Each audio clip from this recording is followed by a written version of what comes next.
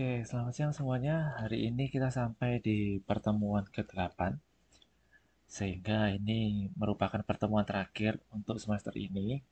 Jadi saya minta nanti teman-teman semuanya semangat mengikuti perkuliahan. Ini kan perkuliahan terakhir, jadi harus semangat mengikuti perkuliahannya dengan baik, memperhatikan dengan baik ya. Karena terakhir, jadi ini tugas tiganya sudah saya kembalikan, bisa dilihat di folder hmm, hasil koreksi tugas 3 yang ada di pertemuan ke-7. Oke. Nah, pada pertemuan siang hari ini kita belajar mengenai strategi pertumbuhan. Pelan-pelan kita ini. Jadi setelah di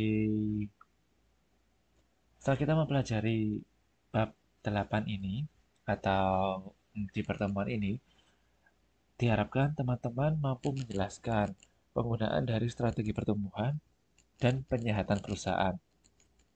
Karena mungkin nantinya perusahaan itu kan nanti ada pasang surutnya.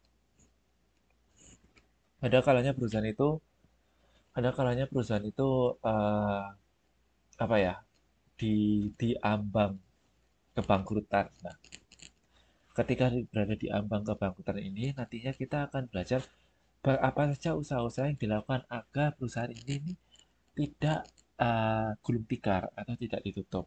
Nah, sebelum benar-benar keputusan akhirnya itu gulung tikar atau ditutup, maka kita harus melakukan sebuah usaha penyehatan. Nah, nanti di kegiatan belajar mengajar kedua, kita kita pelajari bersama bagaimana caranya menyehatkan kembali. Nah, ini berapa yang udah datang? Oke, sambil ditunggu ya.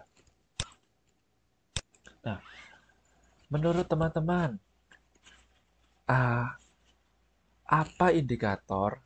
Apa sih indikatornya bagaimana perusahaan itu dapat dikatakan bertumbuh? Kira-kira perusahaan yang dikatakan bertumbuh itu adalah perusahaan yang seperti apa? Kalau menurut teman-teman sendiri. Ya, jadi perusahaan itu dapat dikatakan bertumbuh itu hmm, indikatornya seperti apa?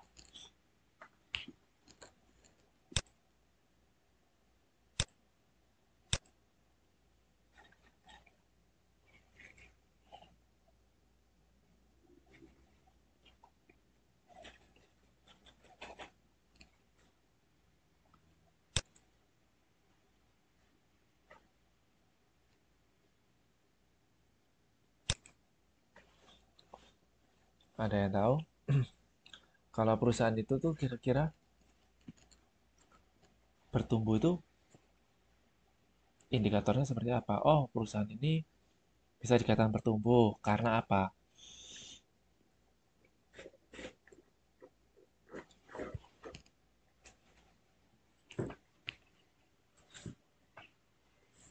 Kira-kira karena apa?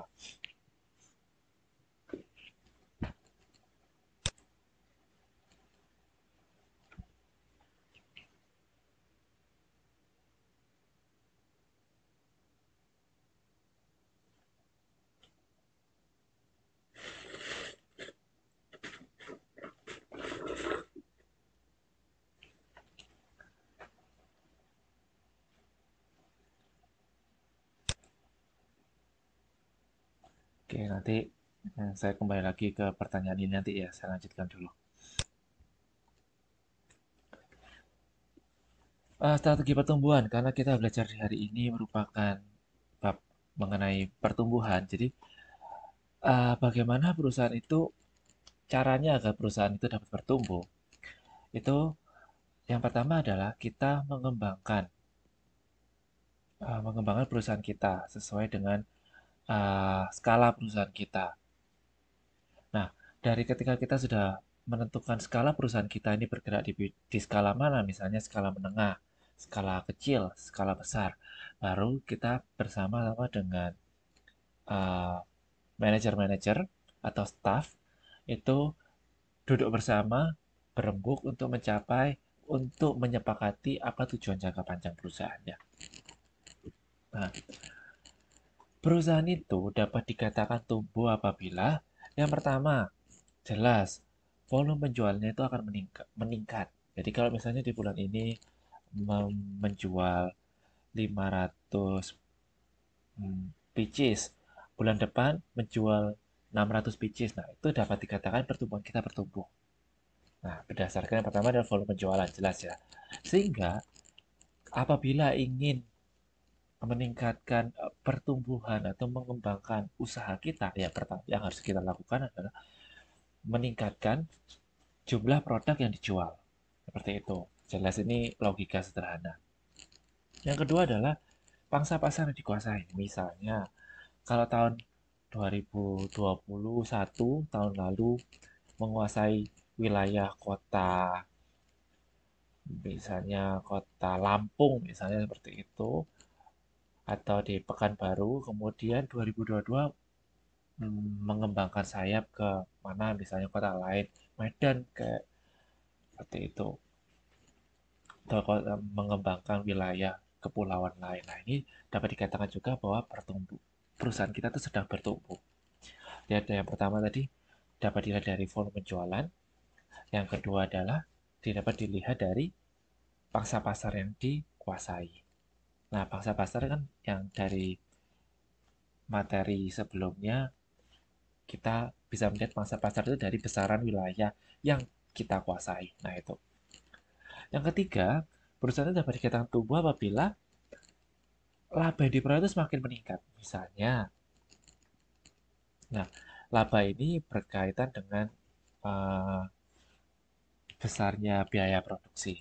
Nah, semakin meningkat, biaya produksi meningkat, biaya HPP, harga pokok produksinya semakin ditekan, maka labanya dapat ditingkatkan. Nah, kemudian ditambah lagi dengan penjualan meningkat, maka labanya otomatis juga meningkat. Nah, inilah salah satu indikator juga yang dapat uh, yang sebagai indikator bahwa perusahaan kita ini sedang bertumbuh. Nah, ini juga besarnya wilayah pemasaran dijangkau. Ini ada kaitannya dengan pangsa pasar dikuasai. Yang kelima adalah ragam produk yang dihasilkan. Nah, mungkin teman-teman di sini ada yang tahu uh, kita gampangannya kita ambil contoh Indomie. Indomie ini kan variannya banyak, varian rasanya banyak. Nah, dengan varian rasa yang banyak atau produknya yang banyak ini dapat sebagai indikator bahwa perusahaan kita ini sedang bertumbuh. Nah, ada 5 perusahaan kita apa saja indikator perusahaan kita dapat dikatakan bertumbuh. Yang pertama adalah dari volume jualan. Yang kedua adalah dari pangsa pasar yang dikuasai. Yang ketiga adalah besarnya laba yang diperoleh. Keempat adalah besarnya wilayah pemasaran dijangkau. Dan 5, ragam produk yang dihasilkan. Jadi mungkin kalau teman-teman di sini uh, membuat usaha roti atau snack gitu. Nah, semakin banyak ragam produk yang dihasilkan dan terjual, maka dapat dikatakan bahwa bisnisnya sedang bertumbuh, mengalami pertumbuhan. Begitu juga ketika ada bisnis online, misalnya baju online, semakin banyak jenis produk baju yang dapat dijual, dapat diperjualbelikan, maka dapat dikatakan bisnisnya juga sedang bertumbuh. Sampai sini ada yang bisa ada pertanyaan?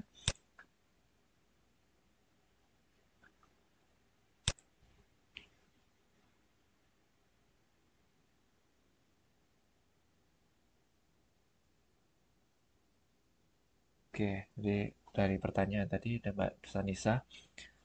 Mbak Sanisa ngomong bisa melihat dari rasio perusahaan dan bertambahnya aset perusahaan. Nah, oh ya, ini Mbak Sanisa benar.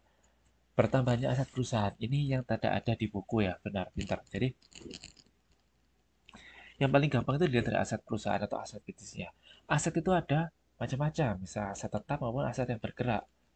Nah, aset tetapnya misalnya lahan bangunannya, lahan bangunannya semakin banyak, misalnya baru beli gudang di area ini, baru beli di pabrik perusahaan area ini. Nah, tuh bisa. Kemudian Hmm, Misalnya dapat dilihat juga dari aset mesinnya.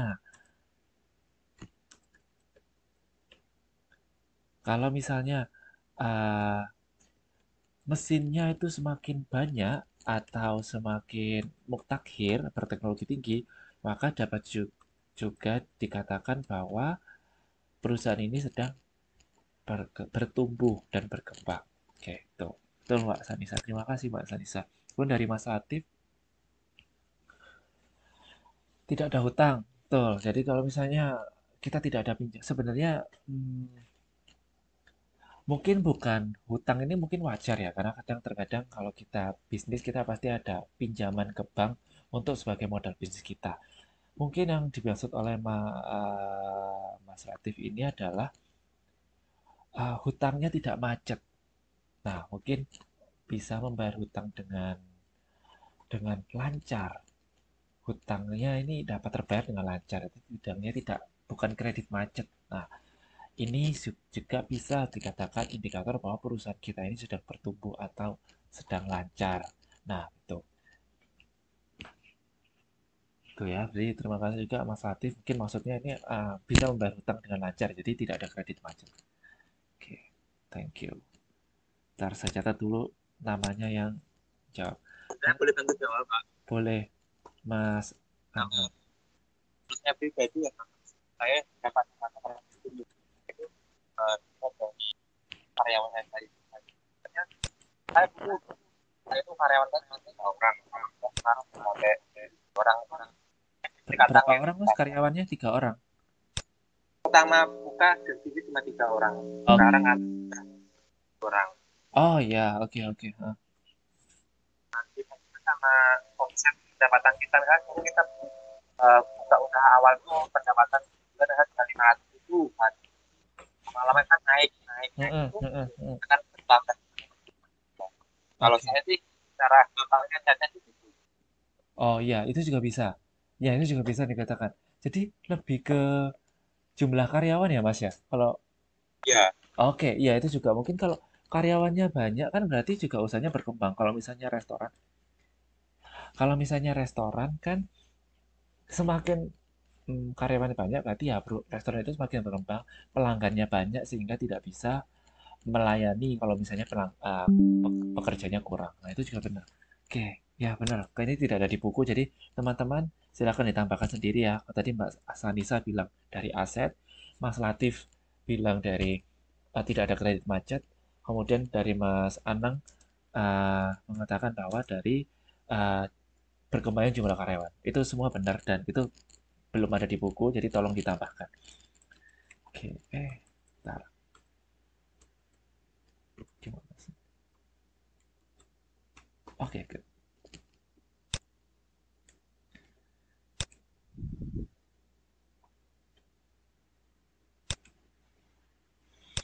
Hmm,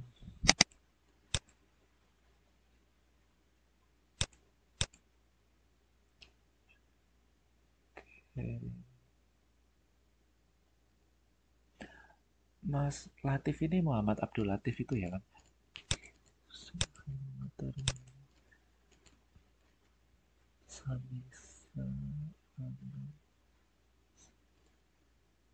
Oke, oke kembali lagi. Strategi pertumbuhan. Nah, ketika kita mau membuat bisnis, otomatis kita ini ingin bisnis kita ini semakin bertumbuh. Tidak ada pebisnis yang menginginkan bisnisnya ini gulung tikar. Nah, oleh karena itu kita perlu melakukan sebuah strategi. Nah, di sini kita akan belajar beberapa jenis strategi pertumbuhan. Bagaimana membuat perusahaan kita bertumbuh. Strategi pertumbuhan ini semakin populer karena ya yang pertama tadi yang sudah saya jelaskan bahwa tidak ada bisnis yang menginginkan bisnisnya gulung tikar. Mungkin ada lagi kedua, alasan yang lain adalah uh, ya ini adalah sebagai salah satu cara sebagai indikator bahwa indikator sukses. Kalau kita sebagai karyawan, indikator sukses kita apa? Gaji besar, posisi naik, punya anak buah. Jadi beda. Kalau kita punya bisnis sendiri, apa yang menjadi strategi kita, indikator sukses kita, otomatis indikatornya adalah bisnis yang bertumbuh, bisnis yang memiliki banyak yang berkembang. Oke. Alasan yang ketiga adalah uh, meningkatkan pendapatan. Jelas, karena misalnya kita kan kalau kita punya bisnis sendiri, berbeda dengan karyawan. Karyawan kan mungkin gajinya setiap bulan ini tetap ya. Gajinya misalnya setiap bulan 8 juta, setiap bulan 5 juta, setiap bulan 10 juta, 15 juta. Tapi kalau bisnis gajinya ini kan tidak tetap. Nah, hal ini sebagai pemacu untuk membuat bisnis kita semakin tumbuh supaya pendapatan kita per bulan itu semakin meningkat. Seperti itu. Nah, mungkin strategi pertumbuhan ini juga apabila teman-teman ini bekerja sebagai manajer, sekarang ini merupakan seorang manajer, otomatis ini dapat menjadi tolak ukur bahwa teman-teman adalah seorang manajer yang baik. Jadi misalnya kita ini adalah seorang manajer yang bekerja di sebuah company atau perusahaan. Nah, perusahaan yang bertumbuh ini dapat menjadi indikator bahwa kita ini adalah manajer yang baik. Kenapa? Karena kita mampu membawa perusahaan kita ini berkembang. Mungkin ada teman-teman yang punya anak buah seperti Mas Anang, ini merupakan apa ya, suatu hmm, tekanan yang diberikan kepada anak buahnya. Ya, jadi pokoknya harus bertumbuh. Nggak mau tahu caranya bagaimana, harus bertumbuh. Nah, atau mungkin alasannya kenapa kita harus bertumbuh untuk menjaga keberlangsungan hidup dari bisnis kita. Nah, jadi semua ini adalah alasan mengapa kita ini harus bisnis kita harus bertumbuh. Nah, menurut saya semua ini bisa dilogika ya. Nah, ah ada tiga konsep strategi horizon pertumbuhan atau strategi pertumbuhan. Tiga konsep konsep tiga konsep horizon pertumbuhan. Yang pertama adalah kita kata bertumbuh itu kan bisa macam-macam. Bertumbuh itu dapat diartikan sebagai satu, kita mempertahankan bisnis yang kita punya sekarang dan memperbesar bisnis kita. Jadi misalnya teman-teman ini sedang punya bisnis hmm, bisnis apa ya, catering, catering makanan. Nah, teman-teman dapat apa ya istilahnya, dapat dapat mengembangkan atau menumbuhkan bisnis itu. Pertama adalah kita fokus pada bisnis catering ini sendiri, kemudian mengembangkan. Misalnya dari yang awalnya hanya maksimal melayani 1.000 porsi, kemudian berkembang menjadi bisa melayani 5.000 porsi. Nah, ini yang pertama adalah konsep horizon pertumbuhan yang pertama. Kita mempertahankan bisnis kita sendiri dan mengembangkan. Itu bisa. Konsep horizon yang kedua itu adalah kita membangun bisnis baru yang siap dikembangkan. Nah, konsep horizon kedua dan ketiga ini uh, lebih hampir hampir mirip. Yang kedua ini kan membangun bisnis baru yang siap dikembangkan. Jadi uh, misalnya dari punya usaha catering ini, kita punya usaha roti bidang bakery. Nah, catering dan bakery ini kan berhubungan, tetapi masih dalam satu ranah. Berbeda tapi dalam satu ranah. Jadi, kita bisa menyiapkan bisnis baru. Nah, bisnis baru ini masih ada hubungannya dengan bisnis intinya. Nah, ini juga dapat dikatakan sebagai perusahaan kita ini dalam usaha untuk berkembang atau bertumbuh. Nah, sedangkan konsep horizon yang ketiga ini, kita menciptakan alternatif pilihan baru yang dapat bertanggung jawabkan. Nah, tadi misalnya catering, usaha intinya catering, kemudian mengembangkan usaha baru bidang bakery, mau menciptakan lagi di bidang minuman, minum-minuman, misalnya sekarang kan lagi musim, apalagi cuaca sekarang panas ya, Saya nggak tahu di kota teman-teman gimana, tapi di tempat saya ini sedang panas, jadi saya bawa minuman karena nggak kuat panasnya. Jadi usaha minuman ini merupakan usaha yang lagi booming baik di Taiwan maupun di Indonesia. Nah, dari alternatif usaha bakery dan minuman ini, mana yang paling menjanjikan? Nah, kalau yang paling menjanjikan tadi minuman, maka yang dapat dipertanggungjawabkan dari minuman, maka ya sudah minuman dipilih. Tetapi kalau misalnya bakery, yang lebih menjanjikan ya bakery yang dipilih. Nah, jadi konsep horizon yang kedua dan ketiga ini hampir ber, berhubungan. Kalau yang kedua ini kita menciptakan alternatif bisnis baru. Kalau yang horizon ketiga itu dari alternatif itu kita pilih mana yang dapat dipertanggungjawabkan, mana yang lebih menjanjikan dari alternatif bisnis itu.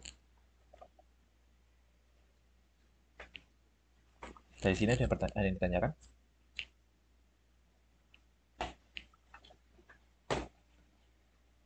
Oke. Nah, yang tadi ada konsep horizon. Jadi ini adalah cara-cara kita mengembangkan. Nah, sekarang kita belajar mengenai strategi pertumbuhannya. Itu ada 7 cara. Ada 7 cara strategi pertumbuhan. Yang pertama ada strategi konsentrasi, perluasan pasar, yang kedua perluasan pasar, yang ketiga pengembangan produk, yang keempat integrasi horizontal, yang kelima integrasi vertikal, yang keenam diversifikasi konsentrik, yang ketujuh diversifikasi konglomerasi. Nah, kita nanti akan bahas satu persatu.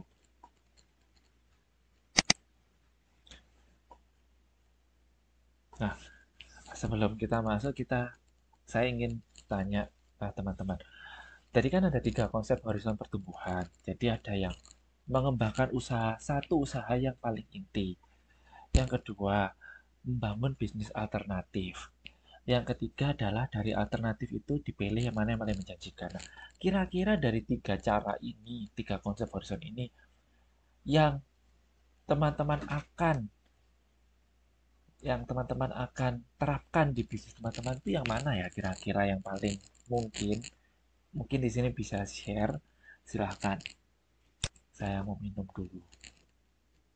Gantian.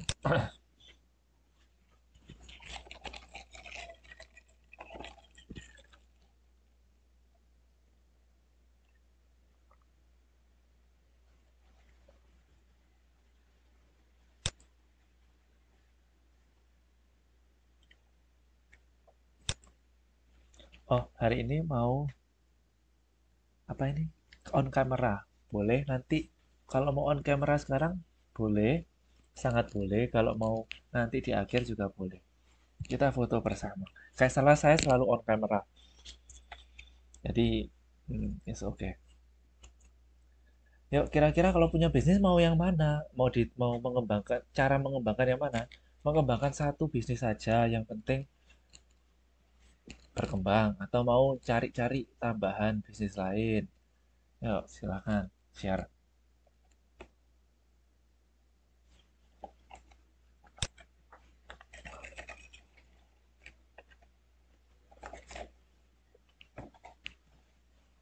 Halo Pak, Halo, halo. halo, halo. Saya lagi minum. Eh, oh ya Pak, Maaf, panas banget, Mbak, Em, di sini. sama Pak di sini juga panas banget nih, Pak. Ini Ini baru di pulang di Mbak Suci di mana? di Situ, Oh, itu di kota mana ya? daerah New Taipei City Pak, daerah Aduh, bagian atas, aduh, panas, New panas. Taipei City bagian atas. Itu panas Taipei, pasti panas. Ya Pak lumayan Pak. Ini baru Saya pulang Pak juga panas. Ini saya di Kaohsiung itu panas banget. Dan ini saya lagi di Kaohsiung ini dekatnya ini Kangsan, buset, Pusat. udah dekat nggak di Sichuan, di daerah dekat ini apa Jijin dekat pantai. Panas. Oh daerah pasti panas banget ya Pak ya. Itu panas. Makanya saya beli minum. Terus saya tadi ini minum. Gimana Mbak Suci? Sorry, sorry. Oh ya Pak, tentang mengembangkan bisnis tadi Pak. Kalau saya kan masih bingung nih Pak. Kalau mau ngembangin bisnis tuh mau ngembangin bisnis yang pengen yang utama terus dikembangin gitu. Takutnya kalau yang utama dikembangin terus gagal kita nggak ada apa namanya nggak Eh, ada efektif apa cadangan, jadulnya gitu. cadangan. Tapi kalau seandainya misalnya kita memilih kayak yang kita mengembangkan beberapa bisnis, terus memilih salah satu mengembangkan beberapa bisnis gitu yang Mm-mm, tadi ya Pak pilihannya itu. mm-mm. Takutnya kalau misalnya kita karena kita belum terlalu ahli, terus kalau kita mengembangkan terlalu Mm-mm. maaf Pak, ada suara orang batuk. Oh, nggak apa-apa. Saya batuk. Apa Terus? namanya? Kita mengembangkan beberapa bisnis. Mm-mm. Takutnya kalau misalnya kita enggak fokus, kita Oh kan iya. Ha, ha, ha, ha. kurang fokus gitu ya Pak. Ha, ha, Terlalu ha, ha, dibagi-bagi, ha, ha, terlalu ha, yang enggak ha. fokus.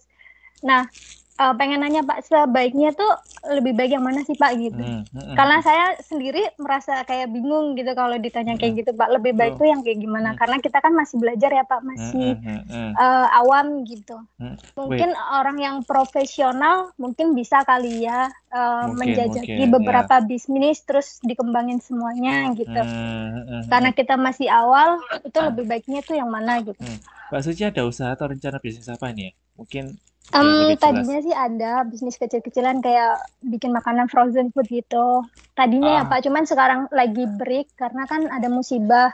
Di sini nenek oh, nenek apa namanya majikan aku tuh ah, ah. meninggal. Jadi ya Oh, apa namanya mau nggak mau ah, aku ah. harus kayak istirahat dulu karena nggak kondisinya nggak memungkinkan gitu.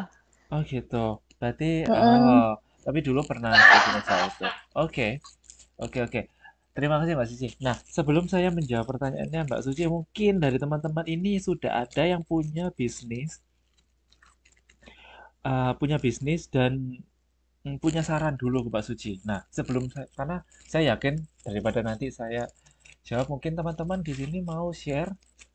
Tadi kan pertanyaan Mbak Suci, mana yang lebih baik mengembangkan satu bisnis atau langsung punya atau banyak bisnis tetapi nanti takutnya kalau satu bisnis gagal nggak ada cadangan mandek ya mandek tapi kalau bisnisnya banyak takutnya nanti nggak kepegang semua nggak fokus. Nah, dari teman-teman mungkin ada yang memberi saran dulu, ada yang ingin menyampaikan pendapat terkait dari Mbak Suci atau mungkin juga mau menyampaikan pendapatnya sendiri. Yuk, yuk berbagi ilmu ke temannya dan memotivasi temannya, memotivasi kita semua. Halo semuanya, sebenarnya saya mau sharing ya. Mungkin kalau Mas menurut Anang. saya itu kita lihat dulu peluang yang ada di sekitar kita. Misalnya di sekitarnya Mbak Suci ya, itu kan dia punya usaha frozen food. Frozen food. Kalau dia maunya di dekatnya dia ada peluang usaha lain yang sekiranya dia mampu dan dia memiliki kompetensi dasar, lebih baik dia bisa mencobanya juga. Tetapi dia harus riset dulu lapangannya, peluang apa aja, kekurangannya apa aja, perlu sumber daya apa aja itu perlu riset terlebih dahulu. Selain itu mungkin kalau tetap bertahan di usaha frozen food mungkin bisa dikembangkan lagi, mungkin dengan tambahan usaha lain seperti minuman atau makanan yang lebih beraneka ragam untuk mengembangkan usaha yang itu. Ya, thank you Mas Anang. Kalau saya pribadi kan dulu awalnya pertama itu saya cuma konveksi kecilan karena semakin orderan banyak permintaan pelanggan juga ada yang mulai minta bikin kaos, sablon, digital printing. Ini lama-lama kayak berkembang gitu. Jadi melihat peluang yang ada di depan kita. Selain itu kalau saya sendiri karena lihat juga peluang yang ada di sekitar kita. Misalnya kita udah punya bisnis ini. Kebetulan di sekitar kita itu ada peluang lain yang cukup menjanjikan bola. Dan kita punya dasarnya, punya bekalnya. Lebih baik ya kita coba aja nggak apa-apa. Itu malah menambah pengetahuan kita. Nah, kalau saya sih pribadi jadi nggak cuma terfokus sama satu aja. Jadi intinya kita bisa membagi konsentrasi kita untuk bisnis satu dengan yang lainnya biar seimbang dan berjalan dengan lancar kalau itu sih. Oke. Saya nangkap maksudnya. Jadi intinya memang dari sambil yang lain kalau misalnya ingin memberikan saran atau mengumumkan pendapat silakan. Nah, untuk Mbak Suci tadi yang saya tangkap dari Mas Anang juga pemikiran saya sih hampir sama dengan Mas Anang bahwa yang pertama kita tuh emang harus menguasai yang kita tetap harus punya main usaha dulu karena saya dulu pernah ikut seminar bisnis namanya kita memulai usaha bisnis itu jalan aja dulu udah jalan aja dulu. Jadi jangan banyak teori, jangan banyak banyak pertimbangan, kita jalan aja dulu. Nah, seiring berjalannya waktu, ketika nanti frozen foodnya ini apa namanya berjalan, otomatis kan akan ada masukan dari pelanggan. Coba dong bikin ini, coba dong frozen foodnya jangan yang cuman ayam aja, tapi ada yang ikan. Frozen foodnya misalnya jangan cuman bakso, tetapi juga frozen food yang nugget. Akhirnya kan dari pelanggan itu akan memberi masukan. Nah, ini merupakan selama kita masih bisa memenuhi kebutuhan pelanggan itu, ya hajar saja. Nah, misalnya tadi itu awalnya cuma frozen food di bidang apa? Bakso ikan, bakso ayam, bakso sapi. Nah, kemudian ada minta nugget. Tolong dong ini frozen food nugget. Nah, pelanggan ini kan input. Nah, kalau misalnya bisa, ya udah diajar. Nah, kemudian yang dikatakan Mas Anang tadi, seiring berjalannya waktu, terkadang kita muncul kenalan atau network. Namanya pelanggan, kita kan berinteraksi dengan pelanggan. Terus kemudian ada kesempatan, iya nih aku mau bikin usaha minuman, mau tak join? Nah, terkadang peluang-peluang yang muncul dari dalam hidup kita ini muncul dari bantuan orang lain yang seperti Mas Anang tadi bilang bahwa ya ada kenalan misalnya apa ya, akhirnya itu kan ada membuka sebuah jalan untuk menciptakan satu jenis usaha lagi. Nah, kayak gitu. Jadi menurut saya sih kalau dari kasusnya Mbak Suci, coba aja frozen foodnya ini dijalankan kembali. Ya mungkin karena sekarang dalam masa berduka, ada musibah, jadi ya ini nanti jalan aja dulu, nanti pasti akan ada input-input yang lain. Mungkin juga belajar sama Mbak siapa ya kemarin yang ngirim usaha frozen food juga, bukan frozen food ya, makanan itu ya, makanan yang bikin risol atau apa itu. Nah, itu juga bisa join. Saya, Pak, Oh, itu juga. Oh, Mbak itu. Oh, maaf. yang Oh, bikin risau. iya. Nah, itu juga Iya, kan. Pak. Jadi kamu Makanya saya lupa. Oh, oke. Frozen foodnya Mbak Suci ya. Maaf, lupa. Iya. Ya, semoga penjelasannya bisa di ini ya. Jadi mulai aja dulu kalau misalnya situasinya memungkinkan. Mungkin sekarang masih dalam suasana berduka. Ini nanti kan pasti Mbak Suci kan ada pelanggan. Kayak itu ada karir agak melebar sedikit, tapi masih ada hubungannya dengan uh, mata kuliah. Jadi saya tuh bimbing mahasiswa Karil, dia punya usaha dengan suaminya, kebetulan suaminya warga negara Taiwan, punya usaha-usaha kayak travel gitu loh, travel. Nah, pertamanya cuman ngantar jemput, kemudian sekarang berkembang menjadi ngantar jemput bandara, kemudian ke destinasi wisata. Jadi awalnya memang ya cuman rute pendek, kemudian karena permintaan semakin lama kan pelanggan minta kan ya, berkembang kayak gitu. Jadi sekarang ada layanan antar jemput bandara juga. Jadi kayak kerjain aja dulu kayak gitu. Kayak banyak kasus saya juga, teman saya dulu usaha ini tiket pesawat. Awalnya itu membantu tenaga kerja Indonesia yang ada di Taiwan. Lama-lama dia jadi menjual tiket dan hotel. Tiket pesawat dan hotel. Kayak gitu. Jadi kayak lama-lama berkembang sendiri gitu. Lama-lama berkembang sendiri karena ada permintaan dari konsumen dan selama dia mampu ya diajar. Itu sih. Itu sih ya. Jadi fokus dulu ke main bisnisnya baru nanti berkembang. Semoga penjelasannya dapat diterima. Ada lagi? Kalau ada lagi, Iya, Pak. Terima kasih, Pak. sama-sama. Kalau ada lagi silakan. Kalau belum, saya lanjutkan pelan-pelan. Nah, strategi yang pertama tadi itu kan strategi pertumbuhan yang pertama itu ada 7. Yang pertama ada konsentrasi. Nah, konsentrasi ini yang paling sering dijumpai di berbagai bisnis. Namanya saja berkonsentrasi, maka hanya mengarahkan sumber daya dan dana yang dimiliki, intinya adalah modal yang dimiliki itu untuk mengembangkan satu jenis produk tertentu, menggunakan satu jenis teknologi tertentu dalam satu pasar tertentu.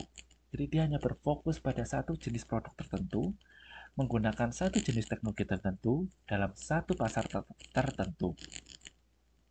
Nah, kalau terjadi pengembangan produk, produk tersebut memiliki kaitan teknologi yang dekat atau masih berada dalam pasar yang sama.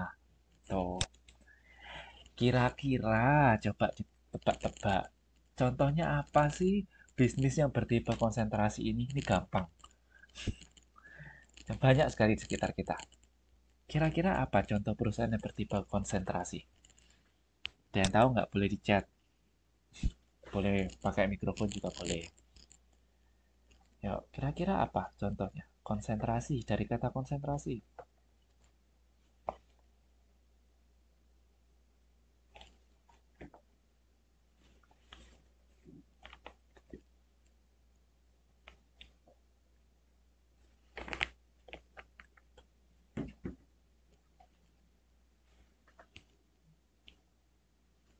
Dari kata konsentrasi. Yuk, ada yang tahu? Sido muncul, Pak. Sudah muncul, boleh. Sudah muncul ini produknya apa, jamu ya? Bukan. Antangin, tolak angin, Tolak tolak angin. angin, banyak, Pak. Tolak angin, tapi semua berkaitan dengan Jamu. jamu. Oke, boleh. Ya, tuh. Boleh, itu bisa. Gampang banget kayak contohnya ini nih. Usaha rumah makan soto Lamongan. Itu kan soto Lamongan itu kan berarti kan apa sih? Ya, dia usahanya soto, jenisnya soto Lamongan, teknologinya juga itu aja. Teknologinya ya itu. Nah, kemudian kalau dia mengembangkan itu kan paling nggak jauh-jauh. Ya soto Lamongan biasa, soto Lamongan spesial. Udah itu aja. Paling tambah minum. Nah, soto misalnya atau sate ya, atau gulai kayak gitu. Jadi kan pasti kan biasanya rumah makan soto itu kan pasti cuma soto aja. Jarang kalau soto dan pizza gitu kan jarang. Nah, itu contohnya itu Sido muncul tadi juga benar. Tahu Ah, kalau ya? ini sih perusahaan perbankan kan khusus Perbankan. Oh ya, benar, perbankan. Yes, itu juga boleh. Jadi perbankan ini layanannya berhubungan dengan keuangan. keuangan, finansial. Bapak Paling menurut Toto. tapi soto bener juga dong, dia berkonsentrasi berarti kan paling gampang banget itu contohnya soto. Oke, tapi kalau perbankan ini ya pasti dia bank kan, layanan kredit, asuransi, apalagi tabungan, ya itu aja kan, ya paling ya kredit, pinjam meminjam itu, KPR atau kredit itu, terus eh, asuransi biasanya, kemudian eh, ya layanan tabung menabung transfer ya gitu. Nah, berarti kan nggak ada bank kemudian dia punya usaha real estate gitu, real estate gitu kan. Ya, itu kan jarang. Padahal ada Sinarmas itu, tapi kan ya kalau perbankan ya perbankan. Oke, oke, Iya itu Pak, itu Pak nyebutin real estate itu juga salah satu jenis yang bertipe konsentrasi bukan? real estate itu satu teknologi. Real estate ini lebih ke perumahan ya, kayak perumahan itu juga bisa sih. Real estate ini bisa, ya kan paling ya kalau jauh-jauh paling ya ruko, gedung, perumahan. Udah, kan nggak mungkin dia jual minuman, kan nggak mungkin jual makanan, kan nggak mungkin. Kalau real estate ya real estate aja, kayak gitu. Kayak tapi juga banyak sih sekarang kayak Ciputra itu dia real estate kemudian dia membuka universitas. Jadi ya mungkin tidak terlalu sekarang udah mulai melebar sih real estate.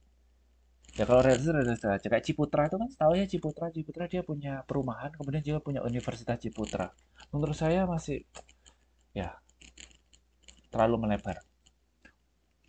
Yang paling bener udah soto itu udah paling bener. Bisa soto, soto Lamongan.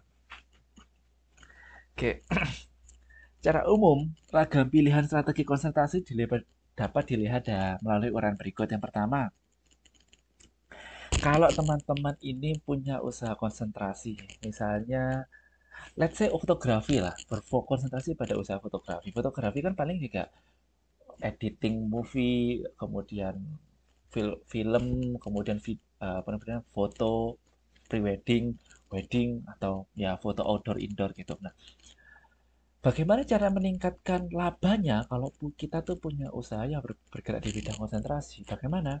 Yang pertama adalah ya kita berusaha meningkatkan jumlah pembeli atau pengguna jasa kita. Paling gampangnya seperti itu. Karena untuk mengembangkan saat misalnya tadi yang paling gampang soto tadi ya, soto Lamongan tadi. Ya bagaimana pengusaha soto Lamongan ini meningkatkan bisnisnya? Kan ya dia nggak ngerti cara membuat rawon. Takutnya nggak enak. Mau bikin pizza ya bukan keahliannya, burger bukan keahliannya, soto ya soto. Nah, bagaimana cara dia mendapatkan apa? Yang pertama, dia harus meningkatkan jumlah pembelinya. Yang kedua, meningkatkan kecepatan tingkat kadaluarsa barang. Jadi uh, jangan kalau barangnya ini sekali habis, sekali jual itu kan orang jadi kan langsung beli, langsung pakai. Nah, ini juga bisa. Kemudian memperkenal penggunaan lain dari barang. Penggunaan lain dari barang ini mungkin juga yang berkaitan dengan usaha intinya tadi. Nah, atau juga perusahaan hmm, melak, menggait pelanggan itu dengan cara yang pertama ya memperjelas diferensiasi barang. Jadi ya kayak soto, misalnya punya usaha soto ini ya, soto ini punya kekasan apa gitu. Soto Lamongan itu kan berbeda dengan soto Madura. Dia punya kekasan apa? Jelaskan diferensiasinya dengan jelas. Soto Lamongan berbeda dengan soto Madura, berbeda dengan soto misalnya soto Bali, soto Lombok, gitu. Kan beda. Nah, jelas jelas diferensiasinya apa? Jelas. Kemudian menggiatkan produk. Jadi ya di promosinya di gila-gilaan atau kita menawarkan potongan harga. Nah, dengan menawarkan potongan harga yang rasional ini akan menarik pelanggan. Seperti itu. Nah, di sini dijelaskan bahwa dapat juga menarik pelanggan dengan cara ya mendorong mencoba memakai barang. Mungkin ini memberi sampel. Memberi sampel itu bisa. Kalau parfum itu bisa diberi sampel kan.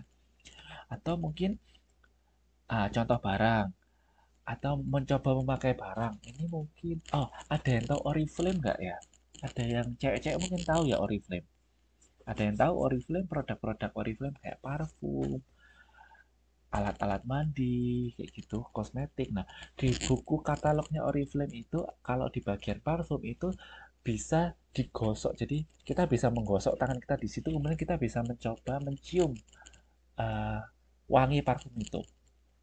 Oriflame dulu sempat terkenal ya Oriflame. Jadi di bukunya itu ada bau-bauannya. Jadi ketika digosok ke tangan, itu baunya muncul. Nah, ini kan bisa menarik pelanggan.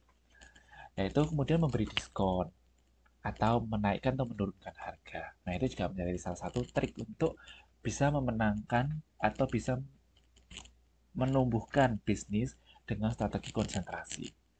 Sampai sini ada yang ingin disampaikan? Ada juga Pak itu kemarin saya lihat di jalan ada toko gitu. Dia lagi promo minyak wangi. Minyak wangi itu dikasih apa? Kita tuh suruh nyium langsung gitu loh. Kayak kertas apa sih? Kertas kecil itu kan? Harum itu loh Pak. Ya, kertas kecil itu juga ada ini juga. Kayak kemarin misalnya di mall-mall itu biasanya dikasih kertas kecil kayak panjang gitu Pak. Panjang kecil gitu. Kemudian kita disuruh nyium ini. Nah, kemarin saya juga ke mall, kemudian dia langsung dikasih sampel di tangan gitu. Kayak sabun, ada kayak garamnya gitu, tapi wangi banget kayak gosok itu wangi gitu. Jadi langsung dikasih gitu. Nah, ini strategi marketing juga. Soal konsentrasi. Jadi ini kan menarik pelanggan untuk mencoba. Kalau makin banyak mencoba, berarti ya laku dong produknya. Malah murah juga Pak. Itu kira-kira parfumnya bagus nggak sih ya? Kalau yang kayak gitu.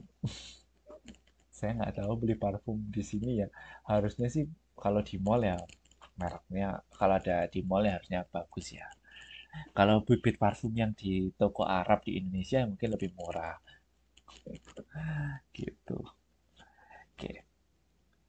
Nah, syarat agar strategi konsentrasi dapat diterapkan yang pertama adalah, nah, perusahaan beroperasi pada jenis industri yang tidak begitu terpengaruh oleh perkembangan teknologi. Nah, tidak terpengaruh pengembangan teknologi ini apa artinya? Berarti tidak perlu membutuhkan alat-alat yang terlalu canggih.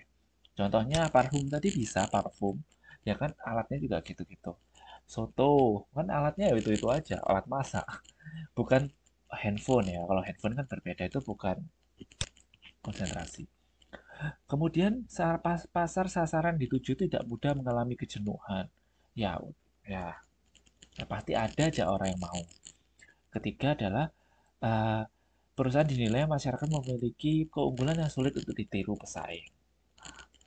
Parfum tadi juga sulit kadang-kadang ditiru, kan walaupun mirip-mirip ya pasti ada bedanya baunya. Itu. Oke. Yang kedua adalah strategi perluasan area. Strategi perluasan area. Strategi perluasan area ini dinilai sebagai strategi yang mengandung resiko kecil setelah strategi konsentrasi. Jadi konsentrasi ini yang paling resikonya rendah, kemudian diikuti oleh perluasan area. Nah, strategi perluasan area ini pada dasarnya berusaha menambah jangkauan pemasaran. Jelas kan? Pemasarannya tadi misalnya di daerah A, kemudian bertambah daerah B. Nah, jenis barang yang sekarang diproduksi, kalaupun ada modifikasi produk, biasanya dilakukan sebatas yang amat tidak esensial. Ya, ya itu kan ini intinya kalau perluasan area ini kan hanya memperluas daerah pemasaran, bukan memperluas atau membuat produk baru, tidak. Ya kan tetap aja produknya satu tapi dipasarkannya lebih banyak. Nah, untuk dapat memperluas area pemasaran ini, caranya adalah memperbanyak saluran distribusi, memperbanyak promosi kayak gitu.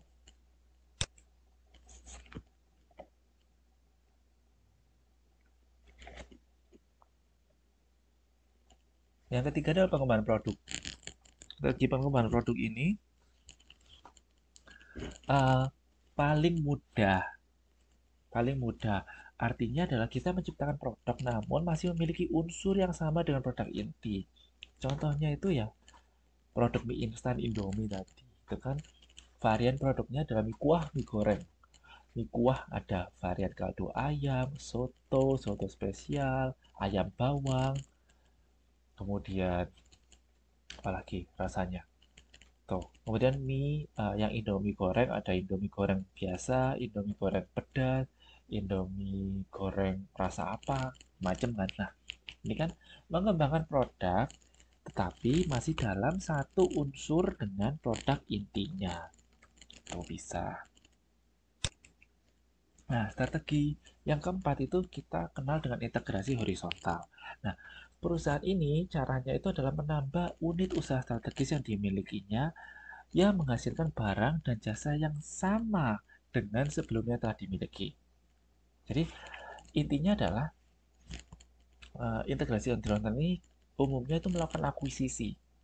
Akuisisi ini apa? Mungkin teman-teman di sini pernah mendengar atau familiar dengan kata akuisisi. Akuisisi ini adalah kita membeli perusahaan lain yang menghasilkan produk yang sama uh, dengan produk kita atau mungkin pesaing kita. Nah, dulu salah satu mahasiswa UT pernah bertanya, Pak, kira-kira kalau semisal saya punya usaha dan udah mau bangkrut, udah nggak ada harapan, kira-kira apa yang harus saya lakukan? Nah, akuisisi merupakan salah satu cara. Yuk gabung, yuk gitu. Yuk saya menjual perusahaannya kepada perusahaan lain yang sejenis. Nah, ini bisa. Daripada langsung bangkrut kan? Nah, akuisisi ini Tapi integrasi horizontal ini harus dengan perusahaan yang sejenis atau sama. Karena kita tujuannya adalah kita masih bisa menggunakan teknologi yang sama. Determinan utama strategi ini adalah kita memperbesar penguasaan pangsa pasar. Nantinya, karena nanti kan akhirnya bergabung kan antara pangsa pasar pesaing dengan pangsa pasar kita, sehingga ya kekuatannya jadi semakin besar gitu. Nah, integrasi horizontal ini terletak pada 2 tahapan. Yang pertama adalah ya percepatan perluasan, yang kedua adalah mempertahankan keberlangsungan hidup. Ini lebih ke cara manfaatnya. Jadi yang pertama adalah mempercepat perluasan karena kita kan bergabung dengan istilahnya bergabung dengan pesaing kita. Jadi kan otomatis cakupan area pemasarannya, area pangsa pasarnya jadi lebih luas. Nah, yang kedua adalah manfaat yang kedua adalah ya menyambung keberlangsungan hidup dari bisnis kita sendiri. Nah, ini adalah 2 manfaat dari integrasi horizontal. Berikutnya, kalau ada integrasi horizontal, pasti ada integrasi vertikal. Nah, integrasi vertikal ini, kalau tadi horizontal kan membeli atau bergabung dengan usaha pesaing yang memiliki usaha sama dengan kita. Nah, kalau vertikal ini kita mencaplok usaha yang menjadi rantai pasok dari usaha kita. Contohnya ini gampangannya. Kita mencaplok usaha yang menjadi rantai pasokan usaha bisnis kita. Contohnya nih, tahu perusahaan Indofood ya? Indofood tahu ya? Indofood Frito-Lay. Indofood Frito-Lay sukses makmur. Nah, Indofood ini kan kita tahu bahwa Indofood ini memiliki usaha tepung Bogasari. Nah, kita juga tahu Indofood ini juga punya kecap dan saus Indofood, kecap Indofood. Itu Bogasari hasil akuisisi kan, Pak? Oh, mungkin dulunya hasil akuisisi ya, tapi itu sekarang jadi miliknya Indofood. Dia pasti Indofood. Ya, nggak salah pernah baca berita tahun 19 itu akuisisi. Mungkin, Banyak orang dibeli sama Indofood mungkin ya. Mungkin juga. Jadi mungkin itu kan adanya Bogasari itu ada 3 jenis tepung kan. Cakra kembar, segitiga, sama saya lupa. Segitiga biru, cakra kembar, sama satu apa. Mungkin itu dulu punyanya perusahaan lain, kemudian diakuisisi sama Indofood. Anyway, jadi Indofood ini punya tepung, punya kecap, punya saus, dan dia juga punya mie instan. Nah, apa akibatnya kalau punya tepung, punya usaha mie? Tepung bisa diolah menjadi mie. Kemudian mie ditambah dengan saus. Nah, udah jadi mie instan deh. Kayak gitu. Jadi dia ini kayak menguasai bahan baku. Dia punya pabrik sendiri untuk bahan bakunya. Nah, otomatis kan enak. Jadi langsung diambil dari usaha sendiri gitu. Contoh lainnya misalnya usaha sekarang wedding organizer atau WO. WO pernikahan gitu, wedding organizer. Nah, wedding organizer itu ada yang punya grup band sendiri, ada yang punya ini mungkin ada yang punya apa bikin panggung atau ya panggung background ya catering sendiri. Terus mungkin dia juga punya tim untuk pemotretan sendiri. Nah, ini kan artinya dia satu rangkaian bisnis dikuasai semua. Nah, ini juga merupakan salah satu strategi untuk bertumbuh dan berkembang. Jadi, usaha ini tuh bisa berintegrasi ke depan dan ke belakang. Jadi kayak bisa mencaplok saluran distribusinya juga bisa membeli good. Seperti saya bilang beberapa perusahaan uh, di Surabaya itu dia memberi pelabuhan sehingga dia memiliki gudang di situ. Nah, itu kan juga saluran distribusi dikuasai.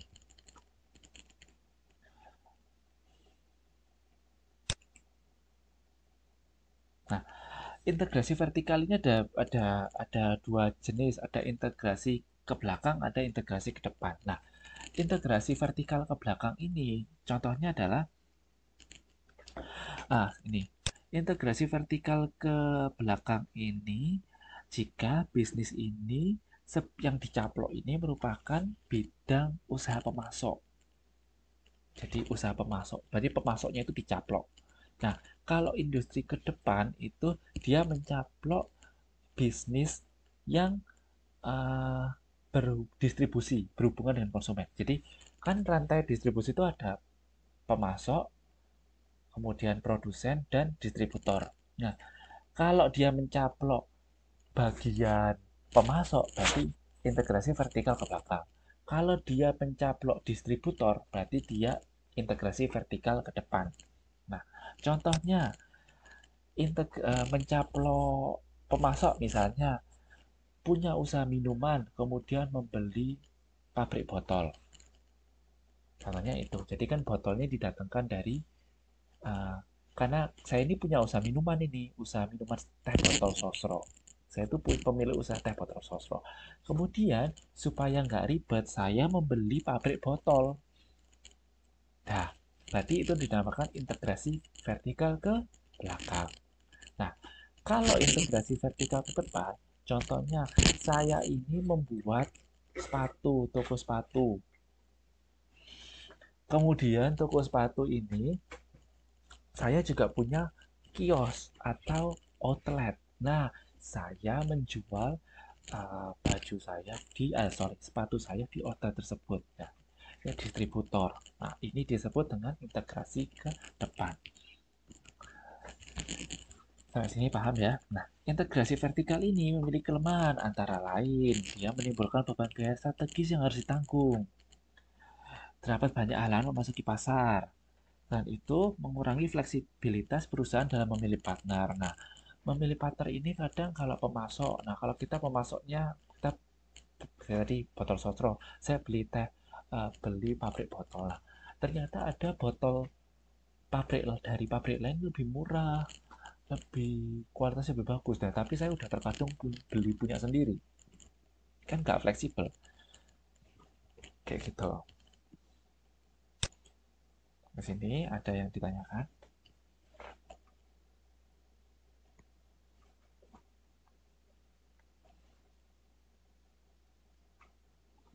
Nah, sekarang masuk ke yang keenam.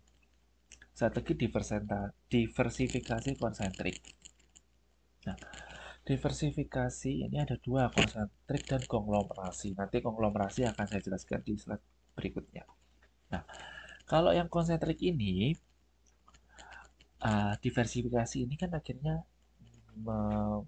diverse itu kan artinya berbagai macam kan diverse ini. Nah, kalau diversifikasi ini ya dia melakukan ekspansi usaha dengan menambah unit usaha baru baik internal maupun akuisisi dengan bidang yang masih keterkaitan. Contohnya, misalnya nih, menambah unit usaha baru, tapi ada kaitannya. Contohnya ini Pepsi memiliki unit usaha lain yang sekalipun berbeda, akan tetapi masih terlihat mempunyai kaitan dengan minuman ringan. Misalnya Kentucky Fried Chicken, Pizza Hut, Taco Bell, dan Frito-Lay. Jadi dulu kalau Pizza Hut atau Fried Chicken itu kadang minumannya itu dari Pepsi. Jadi dia ini menambah satu usaha baru. Jadi dia ya bekerja sama kayak gitu. Kalau konglomerasi itu kebalikannya, sama sekali tidak memiliki keterkaitan dengan usaha sebelumnya. Jadi kalau mungkin yang keterkaitan ini kan makanan dan minuman. Kalau konglomerasi ini dia sama sekali tidak ada kaitannya. Contohnya adalah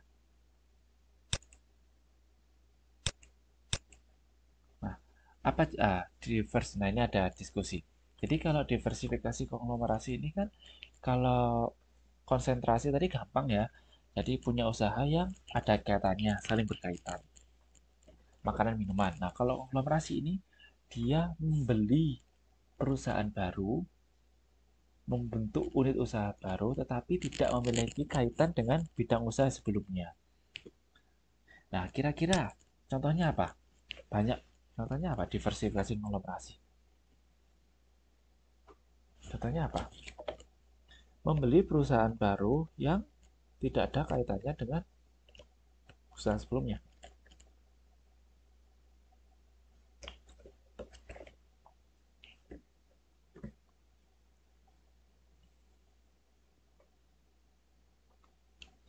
Saya tadi udah ngasih tahu satu contohnya. Nih, Ciputra. Tadi kan ada real estate, kemudian dia juga ada yang punya usaha universitas. Ini kan nggak berkaitan. Yang lain mungkin? Yang tahu?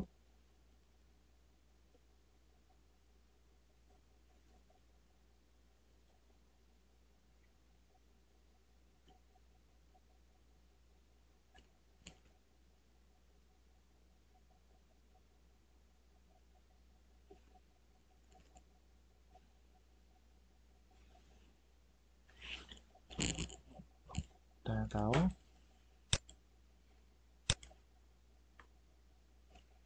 Contohnya tadi yang paling gampang ya ini ya.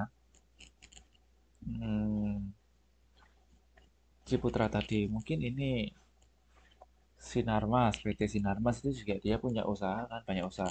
Awalnya kelapa sawit, kemudian ada usaha dia punya asuransi Sinarmas, ada bergedang Itu perbankan. Pak, Apa ya, Mas? City Group, Oh, itu apa usahanya? City Corp, Oh, City Corp City. punya Haritanu. Oh, Haritanu Sudibyo. Dia usahanya macam-macam yang ya jelas dia Ya punya dari RCTI. RCTI, CTI, MNC, ada MNC. bank juga. Oh ya, Banyak itu usahanya. oh iya benar. Jadi kalau Tempat kalau perbelanjaan juga banyak. oh iya, ya ya benar benar benar. Itu juga bisa. Jadi dia ada yang saya taunya kalau Haritanu dari RCTI dan MNC ya. Mungkin kalau punya bank ya saya juga perlu tahu. Jadi tapi intinya bahwa di bidang eh, ini stasiun televisi dan bank ini adalah sesuatu yang sangat jauh berbeda. Nah, bagaimana dia seperti itu? Kok bisa dari ini dari punya usaha A kemudian ke usaha B yang sangat tidak berkaitan? Ya mungkin seiring mungkin dia punya usaha inti, kemudian seiring berjalannya waktu dia ini punya kenalan, punya network, punya teman yang ngajak dia, ayo sama-sama yuk usaha ini. Kayak Mas Anang kan konveksi dan fotografi kan nggak berhubungan ya. Mungkin kan diajak gitu kan akhirnya. Nah, atau ya seiring berjalan waktu kan pasti namanya ada aja gitu jalannya Pak, terbuka. Ya, kenapa Mas Anang? kalau usaha saya itu gini Pak, karena dulu kan Hmm. juga kadangnya buat gaun pengantin juga kayak kabaya buat orang lamaran gitu. Kadang orang yang minta job foto saya tuh minta bikinin pakaian sekalian itu. Nah, awal berarti yang dulu yang lebih awal yang mana? Konveksinya Yang apa ya? konveksi. Ya Oh, dulu kan gini, itu ada yang bilang gini, Mas, itu kan desainnya bagus, kenapa? Kan mereka juga tahu kalau saya hobi foto juga, kenapa nggak heeh. bikin studio gitu aja itu. Oh, nah Itu kan pertamanya gitu, makanya saya saya hmm, katakan di awal tadi, kalau ada peluang ya diambil, apalagi kita punya bekalnya itu. hmm, hmm, hmm, hmm. Tapi itu kan pintu yang kebuka itu kadang-kadang muncul dari pelanggan kita. Nah, Iya bener, nah, kayak jadi kan jadi jadi kayak saran, kayak mm-mm. komplain itu bisa juga. Ya, heeh. Nah, berawal dari saran atau mungkin dari komplain yang ditangani dengan baik. Nah, itu kan bisa menjadi pintu untuk membuka usaha diversifikasi. Nah, seperti itu bisa. Nah, ini mungkin juga masih kaitannya dengan Mbak Suci. Karena tadi awal ditanyakan itu jalan aja dulu pasti nanti lama-lama kebuka jalannya gitu. Berikutnya, nah, nah, semua strategi pertumbuhannya tadi ada 6 tadi sampai diversifikasi, konglomerasi, dan konsentrik tadi. Itu kita dapat dilaksanakan dengan pertumbuhan internal atau akuisisi. Akuisisi artinya membeli perusahaan lain tadi ya. Kalau pertumbuhan internal ya otomatis ya yang mengembangkan bisnis kita dari dalam, mulai dari manajemen pemasaran, finansial, operasional, dan lain-lain. Nah, pertumbuhan internal ini kita harus memanfaatkan sumber daya dan dana internal ini dengan maksimal. Otomatis kalau kita sudah bagus mengelola SDM dan SDA, ya kita bisa bertumbuh dan berkembang. Oke, sekarang kita masuk ke kegiatan belajar mengajar kedua, strategi penyihatan dan perusahaan divestasi. Nah, seperti yang bilang di awal, pasti ada suatu ketika, ada suatu masa bahwa perusahaan kita ini namanya berusaha itu kan pasang surut. Nah, ada salahnya surut. Nah, dari sini kita akan belajar bagaimana usaha untuk menyehatkan apabila perusahaan kita lagi di fase surut, atau bahkan apabila kita memutuskan untuk gulung tikar, itu apa yang harus dipertimbangkan.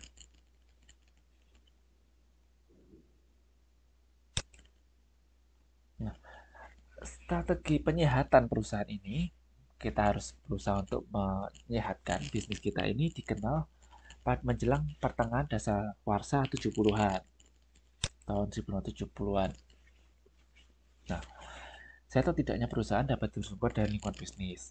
Nah, lingkungan bisnis yang tidak mendukung perkembangan perusahaan, yaitu lingkungan bisnis yang hanya menjadi sumber ancaman, di mana menjadi sumber sakitnya perusahaan. Nah, berikut disajikan beberapa tanda yang dapat dijadikan petunjuk strategis peluang bisnis yang tersedia dan terbukanya ancaman bisnis.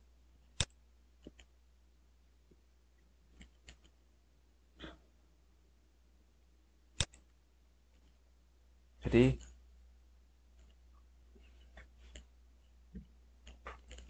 nah, kalau di bab 1 kan ada pertumbuhan eksternal.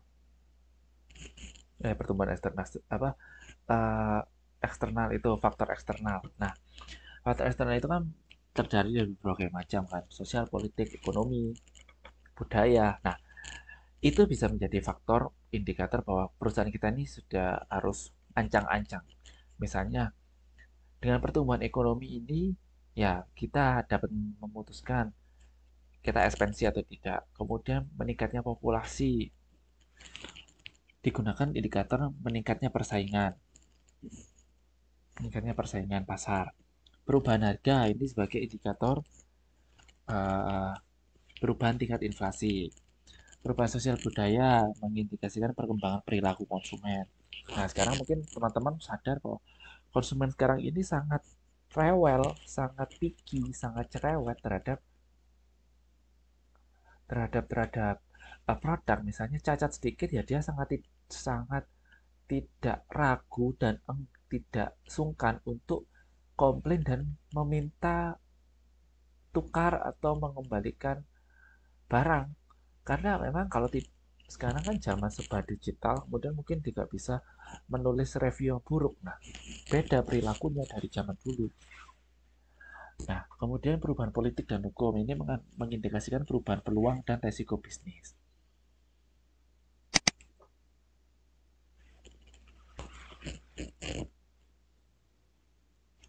Nah, sinyal kegagalan. Nah, kita berbicara sinyal. Nah, ketika perusahaan kita ini sudah mendekati fase surut, otomatis sebenarnya kita tuh sudah dikirimi sinyal-sinyal yang harus kita tangkap. Nah, sinyal ini muncul tidak hanya di awal, tapi juga muncul di setiap fase. Nah, bisa jadi sinyal bahwa perusahaan kita ini mengalami fase surut itu bisa muncul di awal, bisa muncul di pertengahan, atau bahkan sudah muncul di fase kedewasaan pun bisa muncul.